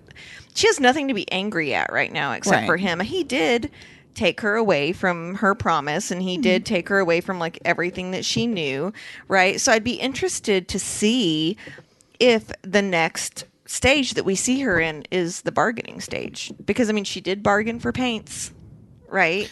She is doing all of these things to kind of make her get through this, because I think guilt would be a very obvious part of this process. But in this one chapter, she switches from that to, then she turns it into when they go in the garden and he's asking her about it. Instead of saying, you made me forget everything, she's like, I just feel so bad about myself. It's like all this self-pity, and like all of a sudden it turns into that. Like, I feel like she never actually worked through that whole, it's your fault. All of a sudden she's pitting herself, and then he does these nice things, and then she's, quote, craving his warmth. They're both known for talking about their feelings at length, aren't they?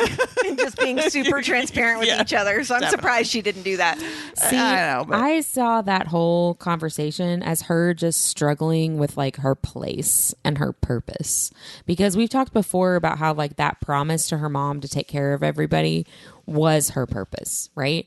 And I think that she's just flailing and trying to figure out like, okay, I don't have that anymore. Like, that's done and they're okay. But like, what does that mean for me? It's interesting you say that, because my very first note on this chapter is that now that she doesn't have to worry about her mom and her promise, her new purpose or mantra is to follow the Suriel's advice, because she says it over and over and true. over again. Stay with the High Lord. He will keep you safe. Things will get better. She keeps telling herself So that. you and I have talked at length about, you know, when you're a parent, or even like in friends groups or anything, there's leaders and followers, right? Mm-hmm. And Feyre, there has to be followers, right? That's not always a negative, right? Followers definitely have their place. And Feyre is a follower, right? Especially at this point in the series, because she is always looking at what Whitney's point is, like, what is her purpose right now, right? And she not until later in the series starts to find, like,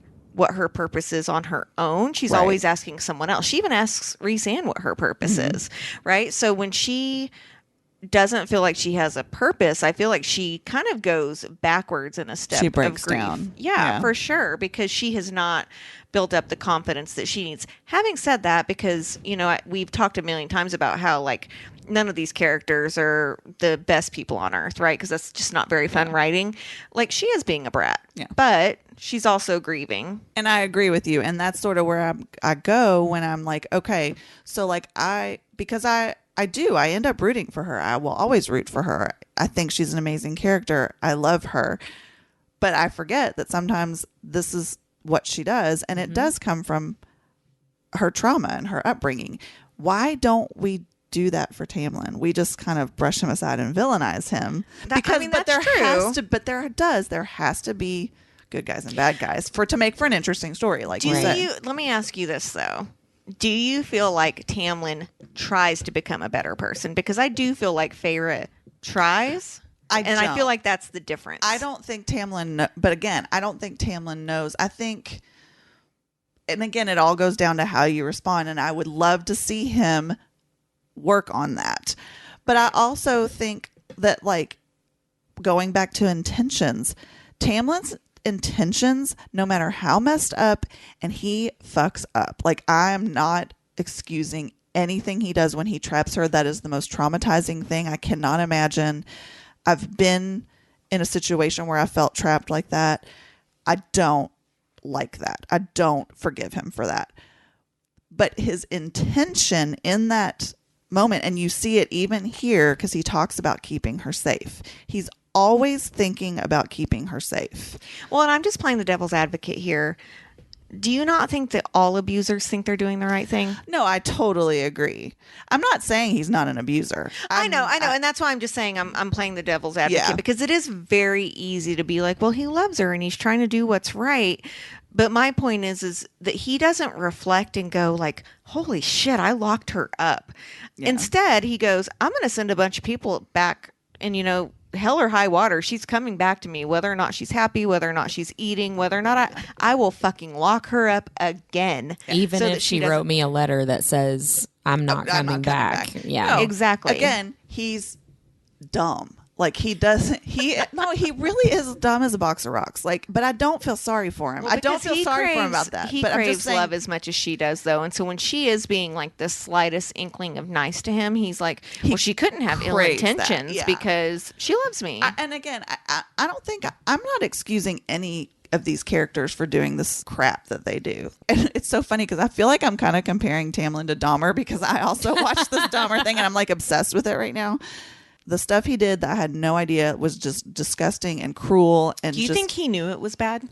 I think he did. Yes. He says he knows it was bad. Yes. You also see where it comes from. It's an understanding. And I think that's where I went from. So when I read it the first time, I was like, okay, oh, Tamlin, you know, we're always like, oh, he's the, you know, when you first read this, it's like, oh, she's supposed to be with him or whatever. And then you kind of like fall off and realize that he's not. And then when I read it again, and I hate him even more because I'm like, oh God, look at all these red flags. Like, and now that I'm reading it, I'm somewhere in between. I think I'm in that space of, I don't really like him still, but I do understand some of where he's coming from. Doesn't mean I agree with everything he does. I've said, I don't think I've said it on the podcast, but I've said it in conversations about these books, because again, we do just talk about these books just in life.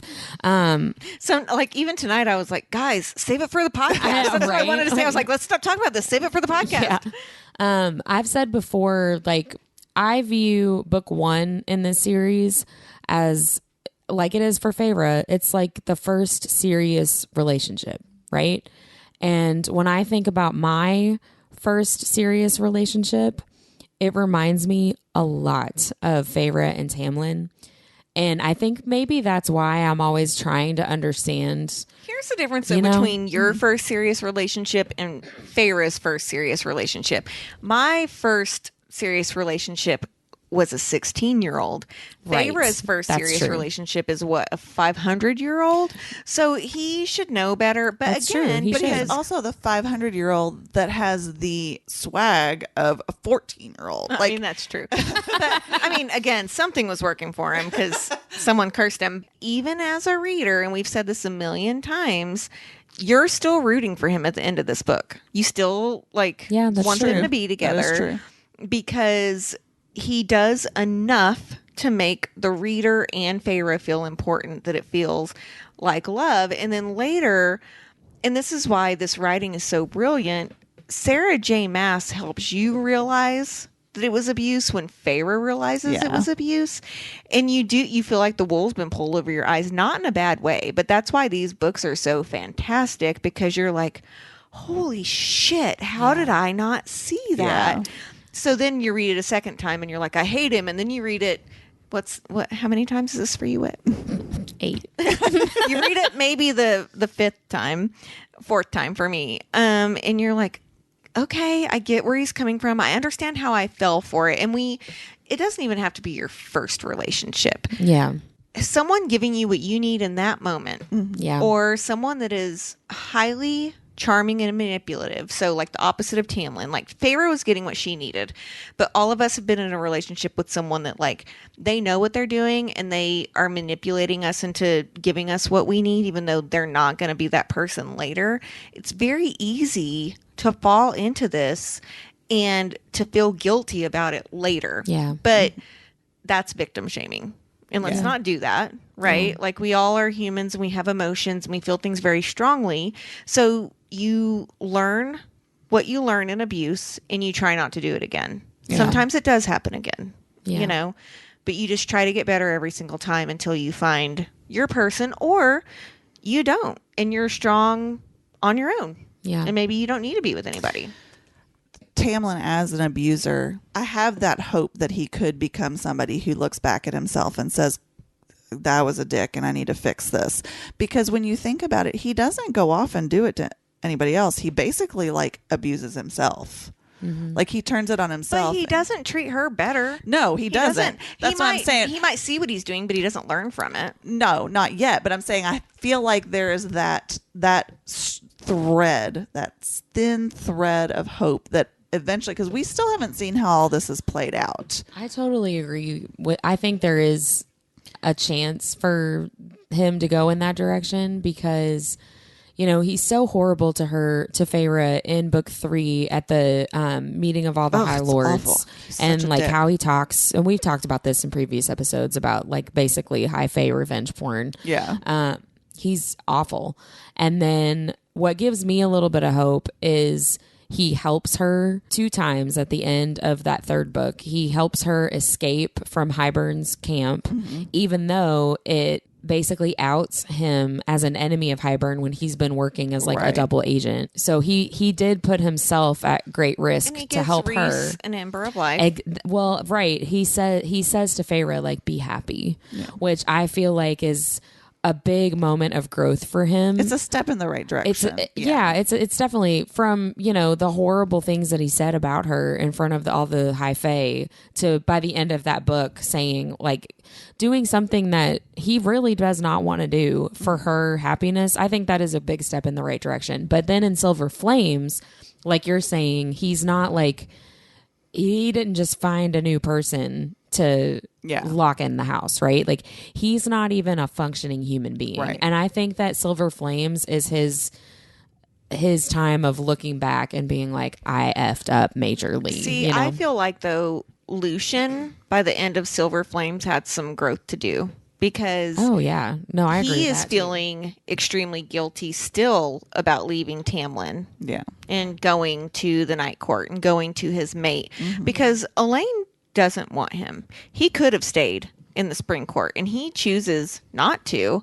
And he's not really, Tamlin, I mean, reconciled with that yet, about leaving someone behind, leaving a failing court, someone that he, was supposed to be very, very, very close with, and, someone that killed for him to keep him safe. Yeah. So there's a lot to be unpacked there. Tamlin definitely has a lot of reflection to do, for sure. He needs to look in that pool of Starlight a little bit. He does. Look Maybe at he his needs face. to drink a little bit of it. Maybe. Yeah. If anyone has a pool of Starlight that works better than antidepressants, I can tell you, I'll give you my Call me address. up. There were a few things in that conversation with Feyre and Tamlin that I wrote down that I just thought were really interesting. The whole, I'd let him erase me. That's basically what happens in book 2, right? Tamlin's trying to erase her and make her into what he wants. Right, exactly. She grabs the rose and is being stabbed by the thorns. Title alert: Court of Thorns and Roses. Also, you know what song I started thinking of, Mindy? Every rose has its thorn. My 2 soulmates sitting with me right here. So she said, I ignored the pain, and I wrote down metaphor for their entire relationship. Oh, true. Right? She ignores the pain because there's something beautiful in there too, right? And that's kind of what we're talking about with Tamlin in general, right? There's not all good, not all bad. There's both, right? But for Feyre, she ignored, and the readers too, we ignore some of the issues that there are. I loved the don't feel bad for what Tamlin says to Feyre, don't feel bad for one moment about doing what brings you joy.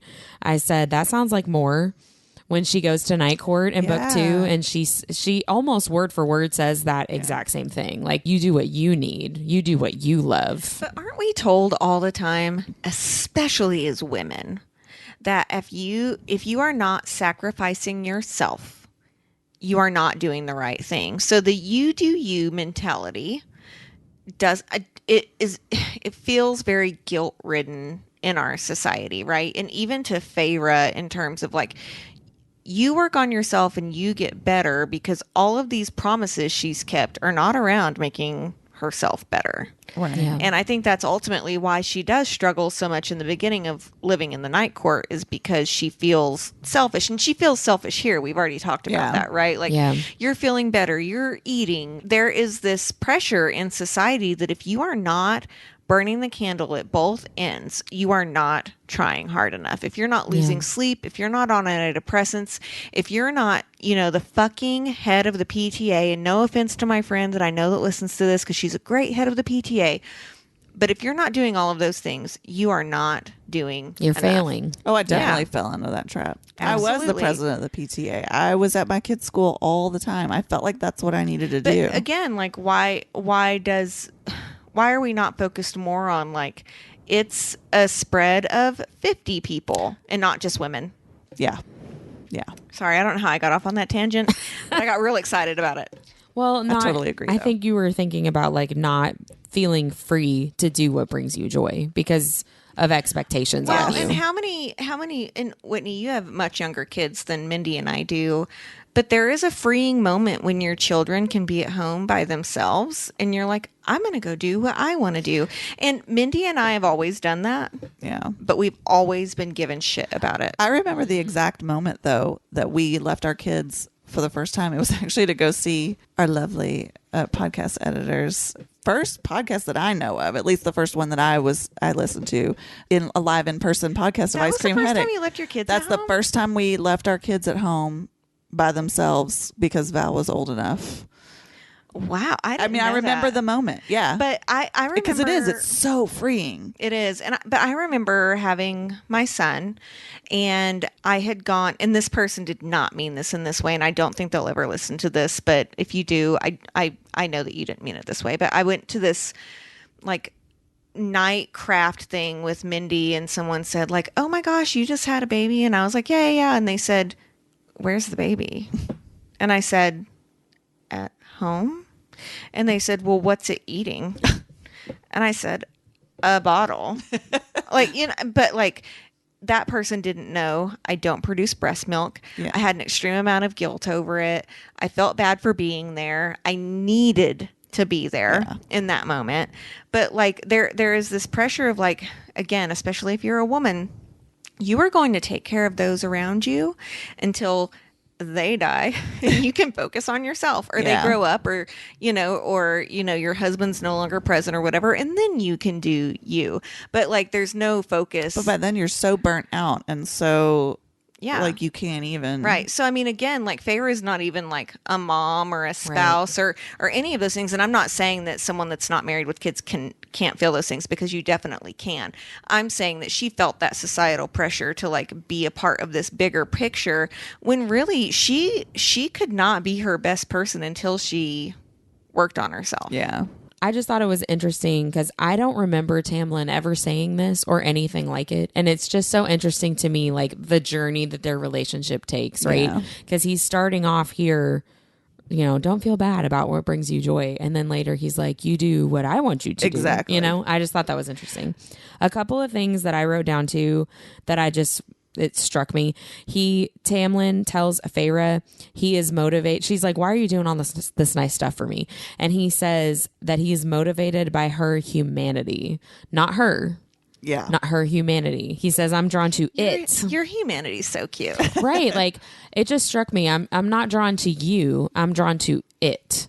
Right. I just thought that was interesting. That's a product of him feeling guilty about what his dad did to humans. I think so too. Yeah, I think so too. But I just wonder how much that plays into his feelings for her. He's not seeing her as a person. He's seeing her as a construct. Well, and I wonder too how much he's seeing her as a reaction against his dad. Yeah. That he just like rejecting Amarantha, right?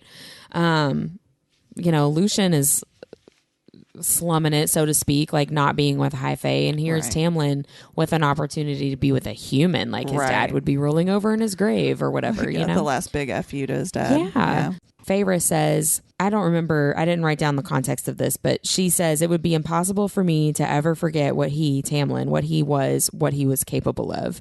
And that struck me because that's the opposite of Rhysand. Like there are multiple times where Feyre says like, I forgot, like this power. And when they go to the High Lords meeting in book 3, he steals Tamlin's voice and like causes him to stop talking. Yeah. And she's like, so I think they forget that he's the most powerful of all of them. And they're going to remember today, and I just thought it was interesting. Like Rhysand is so charming that people forget how powerful he is.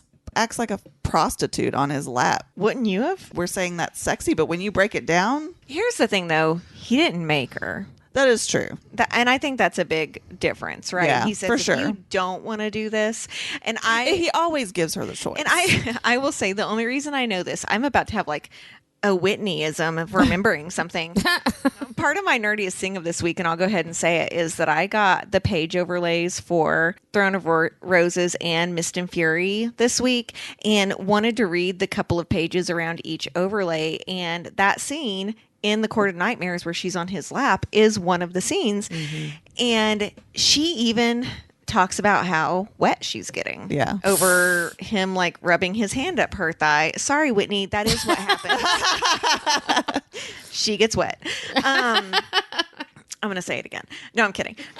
So he even tells her it's a natural reaction. Don't worry about it. Even though she talks about how like hard he is behind her and how much he's enjoying it like she is, but like he even gives her the out, like you're not doing anything wrong, like it's okay, like so I think that's it's fucked up, but definitely he a does big tell difference. her she doesn't have to no do he's it. Always gives her a choice. Believe me, he does it under the mountain too, and he does. We'll get there. And she doesn't really have a choice there, right? No, and I will say that's messed up.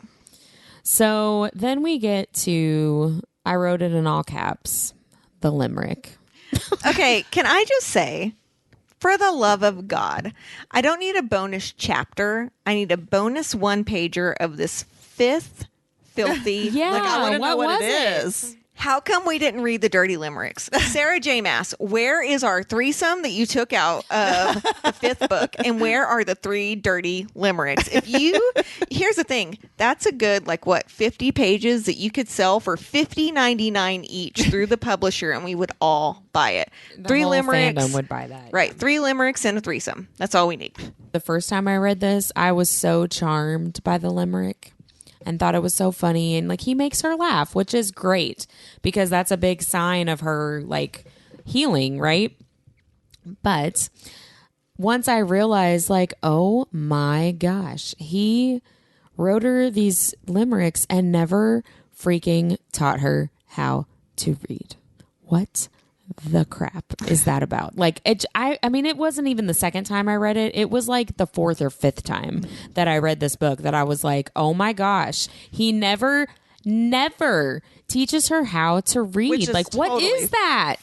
It goes back to that whole women don't need to know how to read. She doesn't need to, right? She is a placeholder. She is there to be, essentially a consort, right? But even in book 2, when they're planning on getting married, Rhysand says, you need to learn how to read as the wife of a high lord. You're going to be expected to do these things. And I'm does Tamlin not expect her to do these things? See, I don't think that's something that Tamlin would have had her do. I don't think the Spring Court, maybe that's true. To Deb's point, does that. That's not something. And I agree with you. I think first reread, oh, it's so cute. On my second reread, oh, he's such an asshole for doing that. He's basically making fun of her. And now, as I'm really picking it apart, he talks about how he learned how to do that in the warband, where there's no social graces. He is literally using his only bag of tricks. Yeah, that's true. To woo her. I think he thinks he's being charming. I think. Well, she thinks he's being charming. Right. It is charming. Right. On first glance. But he does, I don't believe for a second that he's trying to manipulate her in that way. I think he's literally using what little skills he has in his arsenal. I don't think he's trying to manipulate her at all. I don't have a problem with the limerick in and of itself. It's just the fact that the limerick is all he does. Yeah. You know what I mean? Write the limericks, but also teach her how to read. Shouldn't your spouse? But I don't even think it crossed his mind. Right. Which is to your point. He doesn't really know how to love because your spouse should want you to be the best that you can be. And, the best that you can be also changes over time. So if he's not willing to help her learn to read right now, what if she needs something later? Well, and she does. She needs to know how to read when she goes under the mountain. Yeah, she sure does. Oh, yeah. And so he totally, And he doesn't help her there either. No. He didn't help anybody there. He totally checks out. We'll get there. I mean, this book is really good, you guys. It is. It really is. So he talks to her about the mating bond because he's telling her that his parents were mates and that's where this garden came from. I actually think it's really important that she learned what the mating bond is from Tamlin and not Rhysand. Yeah, I do too. Because I think it would have come across as manipulative if she had learned that from Rhysand. I wrote down foreshadowing because he says if you find your mate, the bond is so deep that marriage is insignificant in comparison. And I wrote Tamlin on this episode of That Didn't Age Well. Yeah, wah, wah. Yeah, that's very accurate. And I just wrote down a couple of questions too while I was reading that section.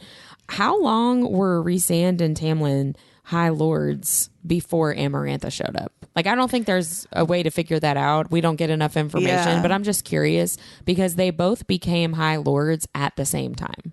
Tamlin killed Rhysand's dad right after Rhysand's dad killed Tamlin's dad. Right, it was a reaction. And they both became High Lord at the same time. True. And Rhysand ran away, which I think is hilarious. But they became High Lord at the exact same time. But the way that they function as High Lords, I constantly forget that Rhysand hasn't been High Lord way longer than Tamlin because it seems like he has.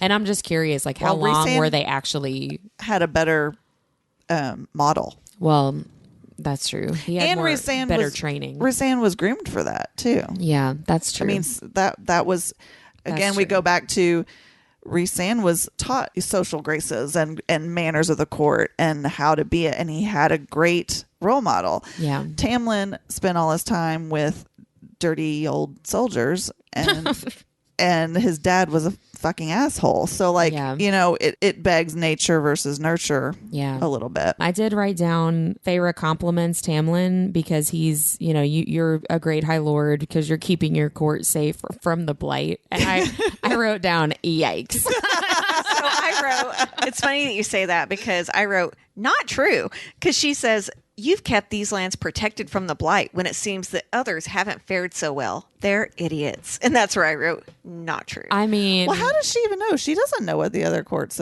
how they fared.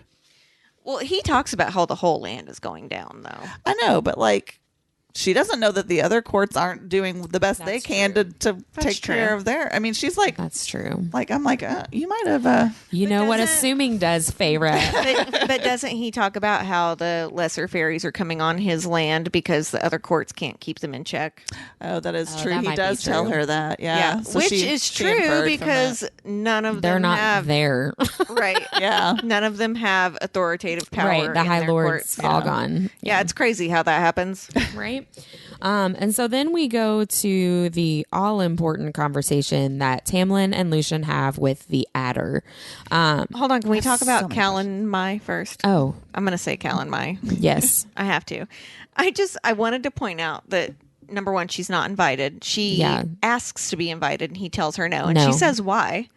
And he said, there's a ritual, but it's very fairy. I know. Yeah. And I just wrote 6. And I'm like, so he doesn't want you there because he's going to fuck someone, which, again, is a big thing that happens. I'm assuming it's going to be next week's episode. It's next week, okay. Yeah. That happens that you're like, oh, but then later you're like, ew. And I've already talked about this in a previous episode, so I can't wait to discuss it more. But like, we'll get there. He, like, again, he couldn't have just told her like there's a sexual. I know, but he tells her he tells her it's for her safety, and he says, "I'll reveal everything to you when it's more safe for you." My husband's never kept me safe by fucking someone. No, I agree. Well, I think we're focusing on that, but I think in general, because there's gonna be other fairies from other lands there. He probably can't glamour them all because there's too many. Again, I feel like he's coming from a place of a good place, a good intentions. I'm not saying it's a good place because it's still very controlling. So Feyre overhears this conversation. Tamlin is like, go hide immediately. He does not send her away. He does not tell her to run. Yeah, I thought that was interesting. He just tells her to hide. He's going to protect her from other hot fae, but there's an adder that can literally eat you, but just hide behind that bush. Over here. Right? Which we learn later, or I guess maybe we can infer or assume, he wants her to hear this conversation, right? He wants her to have as much information as she possibly can. And we find out later that she actually gets some really vital information from listening to this conversation. It just doesn't make any sense to her in the moment. It doesn't make any sense to me in the moment. I have so many questions. Oh, you do? Yeah, I don't remember how any of this connects. There's a part that like bothered me after I read it for several hours. Tell me. It's the part where she says that when she heard the adder speaking, it said, inside that hissing voice, I heard the screams of human victims. And I'm like, that's terrifying. Like, you forget as a reader how violent these books are. Again, to the point that my daughter's, when she read the first, or I guess technically the second Throne of Glass book, the one that's technically called Throne of Glass, she's like, oh my God, Mom, these are violent. And I'm like, they are? Yeah. I'm thinking not compared to the rest of this stuff. And then she goes on and says the pleading of young maidens whose chests had been split open on sacrificial altars. I wrote, this is a reminder of why the adder makes me want to piss my pants. I was just about to say, I would have pissed myself. Yes. The adder would have been like, small pee? What is that? So what questions do you have, Minnie? Okay, so I wrote, this conversation is perplexing to me. Probably not to Whitney, though. Probably not to Whitney. I wrote that because I can't, for some reason in my mind, I can't connect these things. So what is Tamlin's continued behavior, quote, that is garnering interest at Amaranth's court? We both went, You Go go ahead. ahead. No, you go ahead, Deb. Well, I was just going to say, I've said from the beginning that there's definitely spies within Tamlin's court, right, that are telling Amarantha that. So it's this him wooing her. I definitely feel like that because Amarantha knows way too much and keeps, putting things on his doorstep and doing things to try to scare him because she's so close to the 50 years curse being up. She has zero reason to push it at this point. Yeah, I think too they could be talking about how he's still trying to protect his lands, going out all the time instead and of just giving it, killing all these lesser fae creature things. Because I'm still not sure that they know that Feyre is there because I feel like Amarantha would just come and steal her away immediately. But the biggest thing in this conversation, sorry, what other questions did you have? I have several. Okay, let's so go maybe through this will them. come up. Yeah, let's go through So them. why doesn't Amarantha know why the Naga are dead? He says something like she wants to know why there's 4 Naga dead on like.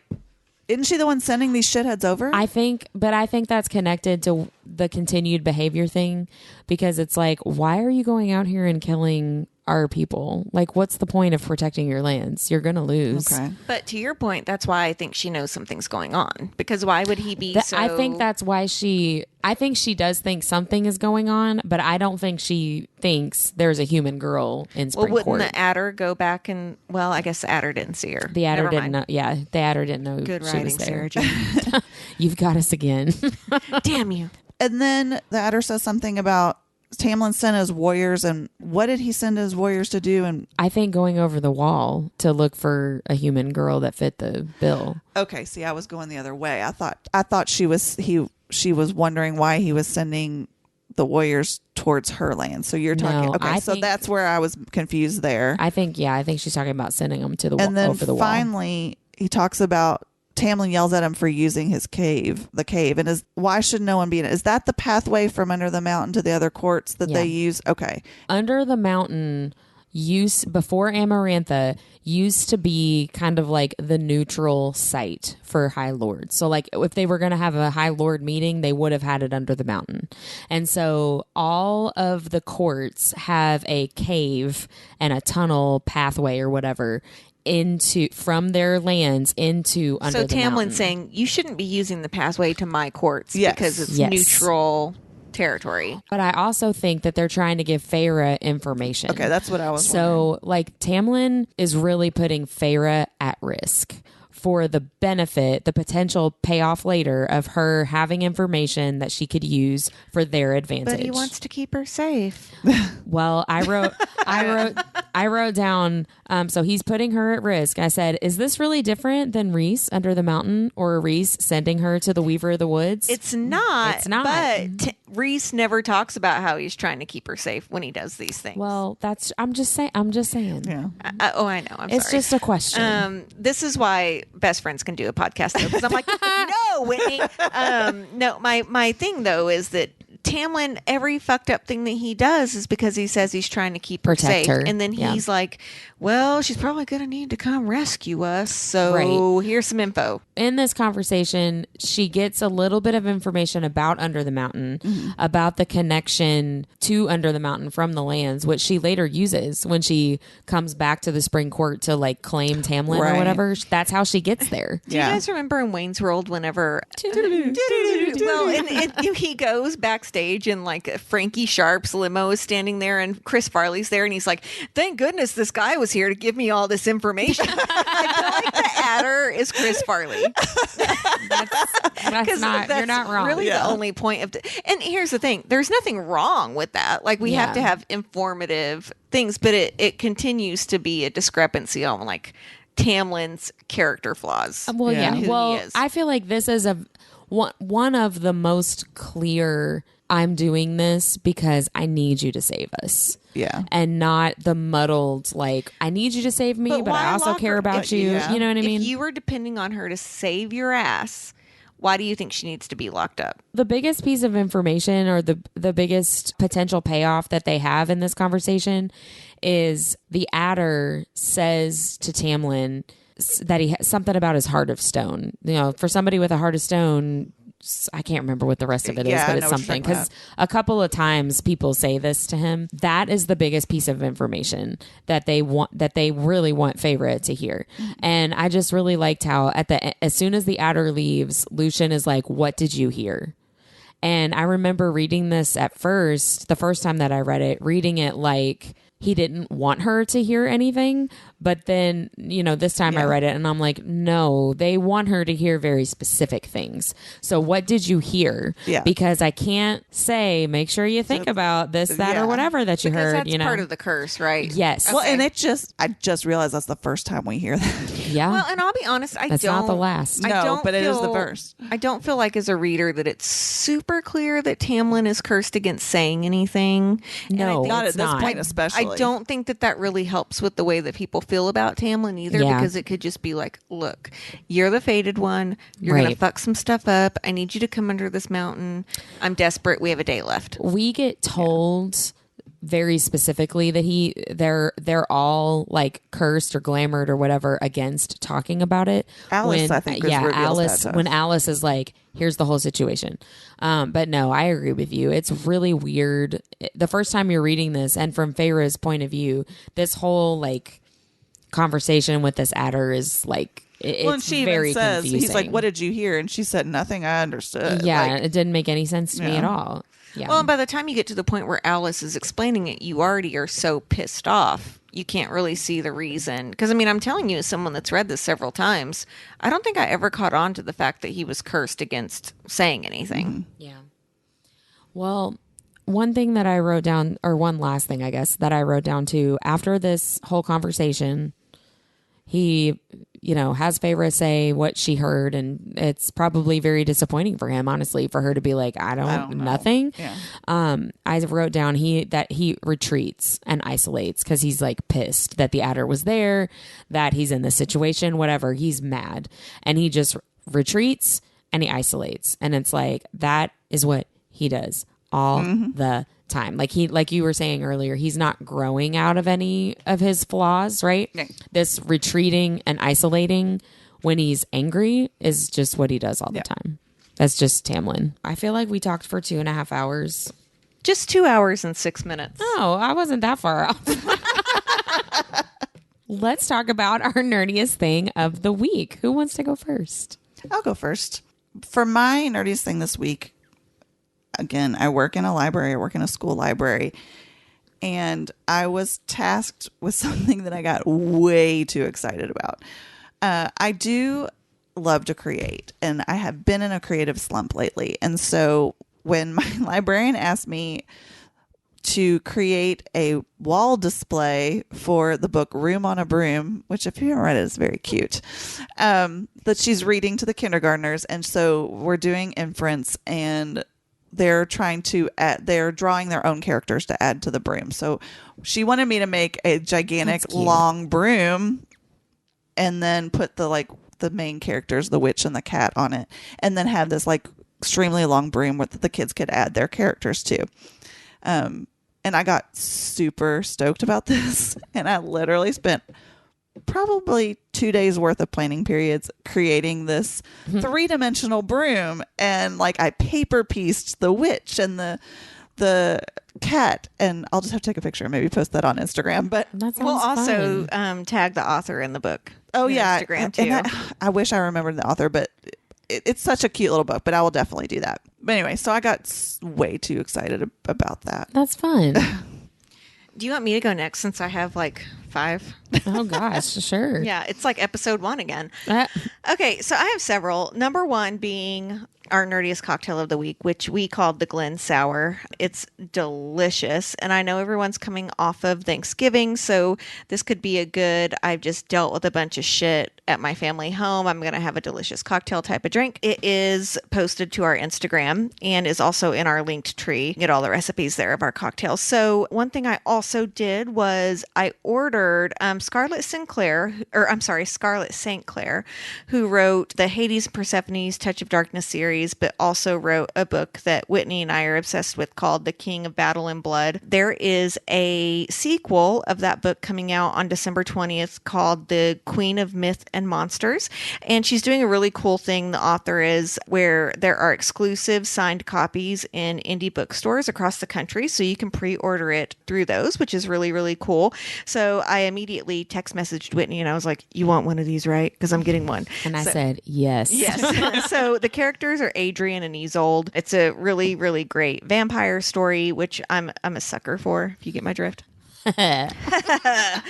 Okay, so I also got my Court of Thorns and Roses and my Court of Mist and Fury overlays this week from a reading portal, and literally fucking teared up as I was putting them in the books because I read like the couple of pages around They're each really overlay. pretty. They're beautiful, and immediately went, when I am quote unquote rereading something, I like to listen to it.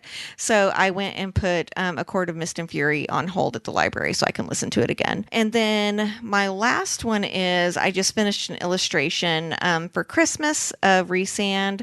I'm calling it my Resand Very Cheeky Christmas print, which I will post and you will see why. So we'll leave it at that. Mindy and Whitney are always my critiquers and telling me, you know, what I need to change or what I need to keep. And so they're giggling because they know what it is, but it's a Christmas present to Feyre. We'll leave it there. Yeah. It's really good. Very good. It made me giggle.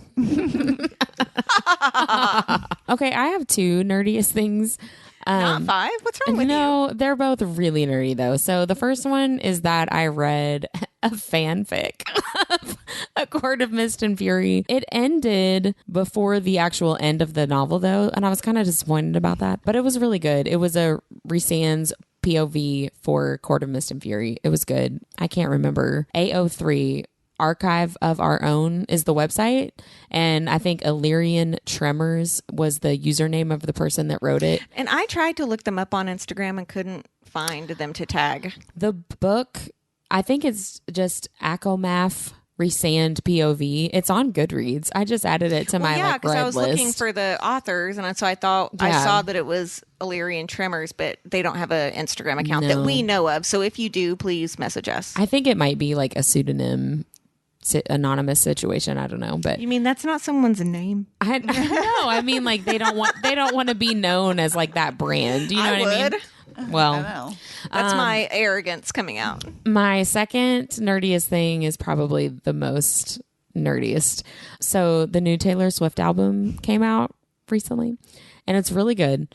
And all over my TikTok feed are people listening, you know, playing pieces of the songs. And they're like, this is for, you know, this is Nesta's song. This is Resand's song.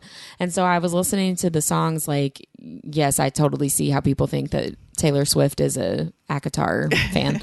But there's this one song, I was listening to it on the way here and started crying in my car because it made me think of Selena Sardathian and Sam Cortland. Aww. Yeah. And it's a song that basically, it's called Bigger Than the Whole Sky. And it's like, I thought that you were going to be my forever and like I lost you. You're going to message this to my daughter, right? Oh, that's what I was working on. That was the TikTok that I was making was all the fan art and like that clip of the song. But it's just a sentiment that I feel like if you've ever lost a relationship, even if it's not like, you know, death, like in Throne of Glass, but it's a sentiment that you can relate to. It's really, I literally That's cried really in my sweet, car. Whit. Sweet. It Now, was. tell everyone what you listen to amp yourself back up. It was still the Taylor Swift album, but it was That's not normally what it Karma. Karma is a good one, and Vigilante Shit is a good one too. Get I you know. back up. She cusses a lot more on this album. I know. I guess late at night when she writes songs, she just lets it all loose. She's a grown up now. She is, yeah. So next week, we will be talking about chapters 20 and 21, where Resand finally shows up. Thank God. It's finally here. And that's it. Thanks for listening. Goodbye, everybody. For exclusive content and to keep up with all things nerdy, follow us on Instagram at Our Nerdiest Thing. We post book reviews, what to read next, and our cocktail recipes. Have something nerdy that you'd like to share? Email us at ournerdiestthing@gmail.com. This podcast is edited and produced by The Story Guides. Thanks for listening.